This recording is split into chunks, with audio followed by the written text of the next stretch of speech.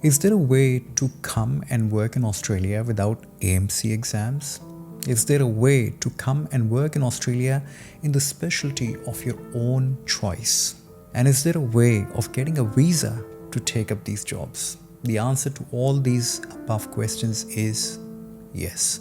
The pathway is called short-term training pathway. There's another program called fellowship positions, which will talk about that. So in this video, I will talk about what is the short-term training pathway, who is it for, what are the essential requirements to apply for a short-term training pathway as a specialist, how to apply for a short-term training pathway, what are the job prospects after the short-term training pathway, what about the fellowship positions, what are these and who can apply for them, salaries of short-term training pathway and fellowship positions, and what are the limitations of both of these, and what are the options once both of these options are no longer there. And finally, I'll lay out my conclusion in your open court to decide which way you're going to go. Now, what is the short-term training pathway? As per Medical Board of Australia website, short-term training pathway is for international medical graduates who are specialists in their own country and would like to come to work here in Australia for a period of up to 24 months. This pathway is ideally for doctors who have just completed or within the 2 years of completion of their specialist qualification like FCPS, MD, MCH, FRCS, or done the CCT in UK and US. So it is the most suited pathway to newly qualified specialists and who are currently looking for consultant position in their own country but would like to add more senior level experience in their own specialties like ENT, ophthalmology, neurosurgery, or interventional cardiology, or any other specialty for that matter. Now, essential requirements. There are 5 key requirements you must understand. You must have a job offer, and for that you will need a well-written CV, application form responses, and a cover letter for fellowship positions. Now, I have seen many doctors having a suboptimal CV and application forms and then complaining not getting shortlisted. These fellowship positions and the positions of short-term training pathway are fiercely competitive and attracting doctors from all over the world. So a special consideration for your documents and interview technique is a must. You must also have a valid English test like OET, PTE, and IELTS, and you can check out the various requirements for all of these 3 English tests on Medical Board of Australia website. You then are also required to have primary source verification through the EPIC and AMC, both of your MBBS and specialist qualification. After that, you will need to apply for assessment of your own overseas specialist qualification and training experience with your relevant Australian counterpart college. So it could be Royal Australian College of Physicians, Royal Australian College of Surgeons for surgery and allied, Australian College of Emergency Medicine for EM, psychiatry, and ONG, and so forth. This form is very similar, however, to the specialist assessment process and requires quite a bit of detail. Now, once the specialist colleges have approved your application, then you will be recommended for limited registration if you are from Pakistan, India, Sri Lanka, or any other developing country, or provisional registration if you are from competent authority countries like UK, US, and New Zealand with a similar kind of health system.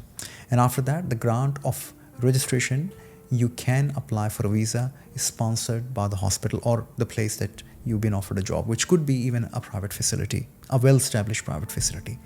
Now, what are the job prospects? Now, this is a very commonly asked question. People ask me all the time, what are the job prospects after I come here as a specialist or post-specialist pathway? Jobs are competitive, and these are competitive across the range in both fellowship position and short-term training pathway position. They're mostly in major cities and in the regional hospital. Now, there is a strict application criteria and also interview process to follow. However, there are fellowship positions in all major specialties, and with commitment and persistence and following the right process, one can apply and obtain fellowship position. Now, fellowship positions, what are these? These positions are also for specialist training for senior doctor, but there is no restriction of as such being of 2 years, but most of the fellowship positions you'll find are maximum of 12 or 18 months. Now, there are two types of supervised training positions that you can apply for, as I said: fellowship positions or registrar position, which could be unaccredited registrar in major Australian hospitals. And I would suggest, when you're searching for these positions, to please put in a search box fellowship and or registrar position, followed by your own specialty like orthopedics or neurosurgery or cardiology, in the websites which are very popular, like for example seek.com.au or indeed.com.au, or state health websites like New South Wales Health.gov.au, victoriahealth.gov.au. Similarly, all states have got their own individual websites. There were plenty of jobs that I came across in neurology, for instance. There was a link. There was a pediatric renal specialist job, and there's a link there. And there was orthopedic jobs, quite a few there, which I found, an ophthalmology job within oculoplastic medical retinal fellowship, glaucoma and neuro-ophthalmology, and there's a link there in the description. So as you can see, with a little bit of search, I could come up and round up a fair few fellowship and short-term training position. You can also apply for area of need position. Now, you must be mindful that these are regional, rural, or even, far away positions, but they can even be positions in metropolitan setting. They will have little supervision, so you likely to have a more good level experience at a specialist level in your own country. Also, you can only work in area of need that if you have been approved to work in area of need by the specialist college. So be mindful that area of need positions are not just automatically granted. There has to be an assessment process by the specialist college which deems you feasible to work in a less supervised environment. And same goes with the specialist pathway application. When you're applying for a specialist pathway, you can apply for a general specialist pathway or area of need pathway. There are many area of need pathways which have been advised or advertised by the states every year. But then again, they require a specific skill set that you are able to work independently. Now, there are few links of these jobs, and I'm including those links in the description. Now, salaries for short-term training pathway and fellowship position. Now, these are senior doctor level job. They're not as senior as a consultant, but they are paid at a level of a senior registrar. So salaries are mostly ranging between $70,000 to up to $130,000. That's pretty much like a base salary. But any work that you do on top of that, you may attract penalties, like for weekends and holidays, in evening and night shifts. What are the limitations of short-term training pathway? Well, the short-term training pathway is only for 24 months. You won't get an extension beyond that.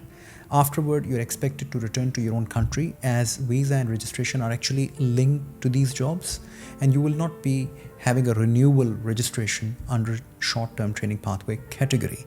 Now, short-term training pathway does not lead to specialist qualification. The board is very clear about it. The college is very clear about it. So do read the fine print. It does provide, however, somewhat of an experience, and that is under supervision for you to learn and develop further skills. You can also use some of that experience to substantiate your specialist qualification or specialist level application, which most of the people from India and Pakistan do. They come over here, work for 2 years, and then utilize the 2 years of experience towards their specialist application. And surgeons are particularly ones who do that, because there are a lot of surgical intricacies and nuances which cannot be completely justified by the system in Pakistan or India. So they can actually get more skills squeezed in their application when they do come and work here through short-term training pathway. However, fellowship positions can be applied by the more senior doctors, and it is, even though can be a bit beyond 2 years, but most of the time they're 12 or 18 months only. Now, what are the options once short-term training pathway or fellowship positions are over? Now, most people who finish short-term training pathway apply for specialist pathway while still being in Australia halfway through. So if you are in highly competitive specialties where jobs can be tied, like orthopedics and neurosurgery or ENT, ophthalmology, plastic surgery, then the fellowship positions will help get a local experience and references whilst you're applying for a job in the same hospital, or you will also be given a preference as you now have Australian experience. Some doctors would write AMC 1. Now, these are very desperate measures because they don't want to leave, and they would want to convert themselves towards a standard pathway. If they don't qualify for the specialist pathway, that is much advisable route to do AMC 1. That will give them a limited registration, and then they can work more openly beyond the 12-month restriction or 24-month restriction which comes with STTP or fellowship pathway. Now, conclusion. I think short-term training pathway are competitive and often require the doctor to have a clearly identified skill to be able to come over here and improve themselves. You also need to have an exceptional application writing, CV, and interview skill. However, once completed, this experience can also be utilized towards your specialist qualification assessment or a specialist application assessment if you decide to stay in Australia for a longer time. Fellowship position, on the other hand, have not got a restriction, but as I said, mostly they are also limited for 12 months or 18 months tops, because they are attracting doctors from all over the world and they want to be uniform and equitable towards everyone. These positions are both suited to senior doctors who have completed specialization in their own country and would like to further enhance the clinical experience. If you need any help in terms of making your CV and application form responses, or if you've got an interview coming up for any of these jobs, then please send me an email, info@emergencyfocus.net, or visit my website www.emergencyfocus.net, and I'll be gladly able to take you from there. Thank you very much. Look after yourself and each other. Goodbye.